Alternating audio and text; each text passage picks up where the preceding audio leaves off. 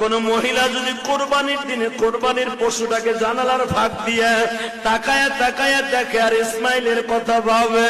আমি আমার ওই মাদেরকে বলবো, মা হাজেরা সন্তানদের সাজাইয়া স্বামীর হাতে জবাই দিতে দিছে, আর তোমার স্বামীর হাতে যখন পশুটা জবাই দিয়ে তেল মালিশ করে দিবা, এই পশুটাই দিয়া বলবে, ও জাতির পিতা ইব্রাহিম, সুন্নাত আবিকুম ইব্রাহিম, তোমার সুন্নাত আদায় করতে যাই মহিলাই গরুটারে খৈল ভুসি খাওয়াইছে, এই মহিলা গরম পানি করে দিয়ে আদর করে দিছে, এই মহিলা দারোয়ানকে বলছে, গেটম্যানকে বলছে গরুটারে সুন্দর করে গোসল করা। মনে রাখো তোমার,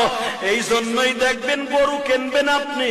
গরুটার তদারকি দিয়া দিবেন আপনার বিবির আন্ডারে। আপনার বিবি যদি এই গরুটারে তেল মালিশ করে দেয়, গরম পানি করিয়া দেয়, একটু আদর করে দাও,